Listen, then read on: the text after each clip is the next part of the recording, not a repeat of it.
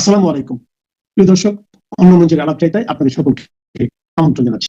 বিচারিক ইতিহাসে মাঝে মাঝে এমন কিছু দৃশ্য সামনে আসে যা কেবল আইনের প্রয়োগ নিয়ে নয়, বরং রাষ্ট্রের ভেতরের ক্ষমতা কাঠামো এবং সাংবিধানিক নীতিমালার প্রতি তার অঙ্গীকার নিয়ে প্রশ্ন তোলে। এমন নতুন, এমন ঝকঝকে রঙের আর এমন লাক্সারিয়াস বাসে করে আসামিদের নিয়ে আসা হয়েছে, এমনটা অতীতে বাংলাদেশের কোনো আদালতে দেখেনি কেউ। কদিন আগে আদালতে উচ্চপদস্থ সামরিক কর্মকর্তা, সাবেক প্রধান বিচারপতি, সাবেক বিচারক, মন্ত্রী, এমপিদের আদালতে আনা হয়েছে দাগি আসামির মতো পিছমোড়া দেয়া হাতে হাত করা পরিয়ে, রং খসে পড়া নীল মুড়ির মার্কা পুলিশের প্রিজন ভ্যানে। সেখানে 22 অক্টোবর 15 সেনা কর্মকর্তাকে একযোগে সিভিল আদালতে হাজির করা হলো জেল কর্তৃপক্ষের লাক্সারিয়াস বাসে করে। তাদের হাতে ছিল না কোনো হাত করা।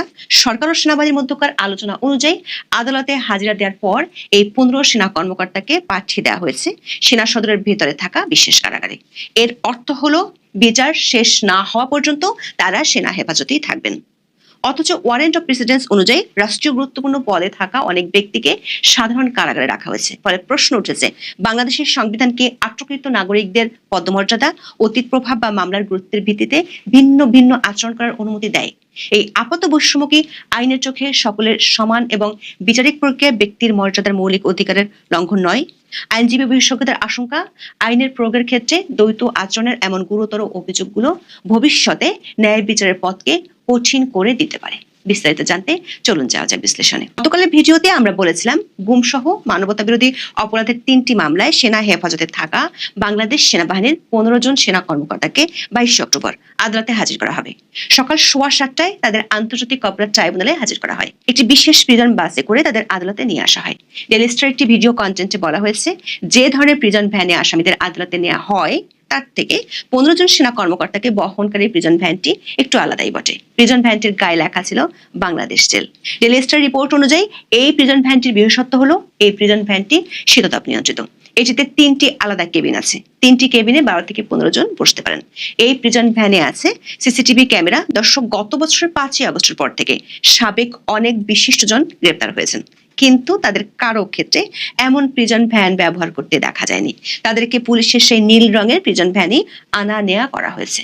বিভিন্ন গণমাধ্যমে প্রচারিত ভিডিও ফুটেজে দেখা গেছে প্রিজন ভ্যানটি থেকে বের হয়ে একে একে 15 সেনা কর্মকর্তাকে আদালতে নিয়ে যাওয়া হয়। এই সময় তাদের হাতে ছিল না কোনো হাত করা। অথচ বাংলাদেশের সাবেক প্রধান বিচারপতি এবিএম খায়রুল হককেও আদালতে হাজির করার সময় পেছনে হাত মোড়ানো অবস্থায় হাত করা পরাতে দেখা গিয়েছিল। সেনাবাহিনীর অবসরপ্রাপ্ত মেজর জেনারেল জিয়াউল হাসান, যিনি গত বছর আগস্ট থেকে কারাগারে আছেন, তাকেও হাত করা পরাতে দেখা গিয়েছিল। আওয়ামী লীগের সাবেক মন্ত্রীদেরও নিয়মিত আদালতে নেওয়ার সময় হাত করা পরানো হয়।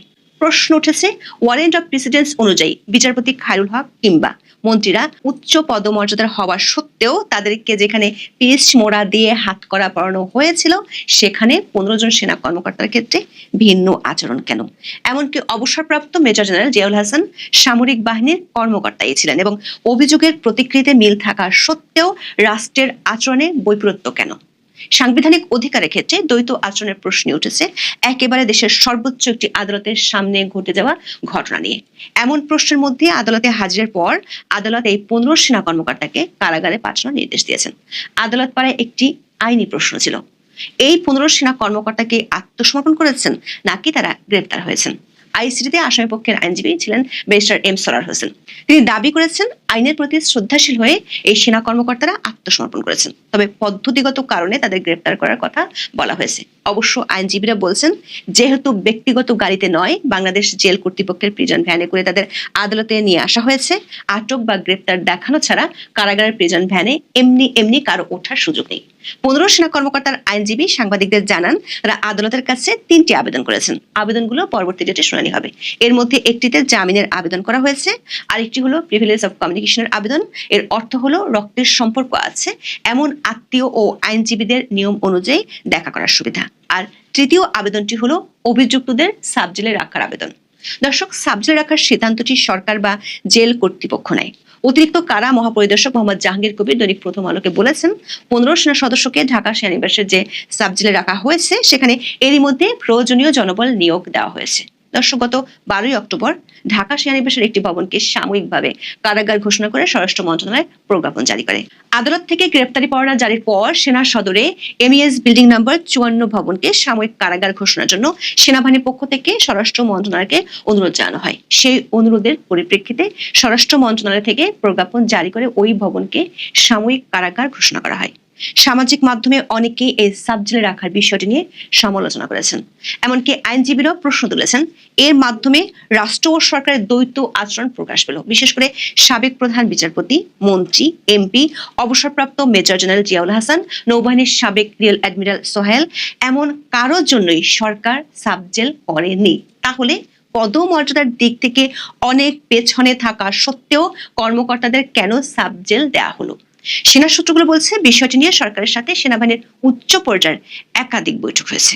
সেনাবাহিনী এদের বিচার শেষ না হওয়া পর্যন্ত তাদেরকে সেনা হেফাজতে রাখতে চায়। আইনজীবী ও বিশেষজ্ঞরা মনে করেন, বিশেষ বাসে করে নিয়ে আসা, হাতকড়া পরানো না পরানো, সাবজেল এসব ইস্যুতে বৈপরীত্যমূলক আচরণ ভিন্ন কিছুর ইঙ্গিত দেয়।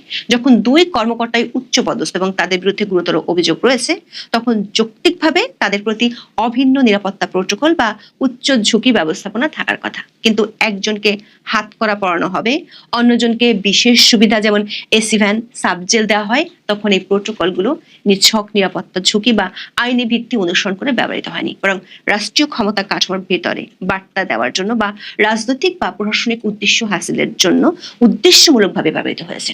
আইনজীবীরা এখানে সংবিধানের 3য় ভাগের মৌলিক অধিকার অংশের 27 ও 31 নম্বর অনুচ্ছেদের রেফারেন্স টেনেছেন। 27 নম্বর অনুচ্ছেদে বলা হয়েছে, সকল নাগরিক আইনের দৃষ্টিতে সমান এবং আইনের সমান আশ্রয় লাভের অধিকারী। সুপ্রিম কোর্টের একজন আইনজীবী বলেছেন, যদিও আইনের যুক্তিসঙ্গত শ্রেণীবিভাগ বা রিজনেবল ক্লাসিফিকেশনের কথা বলা আছে, কিন্তু সেটি একই পদমর্যাদার ক্ষেত্রে ভিন্ন ভিন্ন হতে পারে না। যদি এক উচ্চপদস্থ কর্মকর্তার প্রতি চরম অবমাননাকর আচরণ করা হয় এবং অন্য উচ্চপদস্থ কর্মকর্তার প্রতি চরম সুবিধা দেখানো হয়, তখন প্রশ্ন ওঠে, এই শ্রেণীবিভাগ কি সত্যি যুক্তিসঙ্গত আইনি ভিত্তি নাকি ক্ষমতার অপব্যবহার বা রাজনৈতিক উদ্দেশ্য প্রণীত? এই বৈষম্য আইনি কারণের বদলে ক্ষমতা কাঠামোতে ব্যক্তির বর্তমান অবস্থান পরিবর্তনের প্রতীক হিসেবে ব্যবহৃত হয়েছে কিনা সে প্রশ্ন তুলেছেন কেউ কেউ।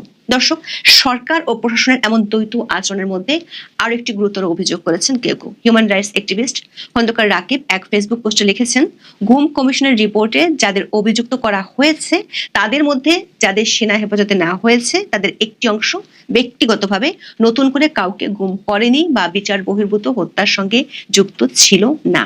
এমনকি 15 সেনা কর্মকর্তার আইনজীবীও দাবি করেছেন, যারা আসলে গুম করেছিলেন তারা এরই মধ্যে পালিয়ে গেছেন।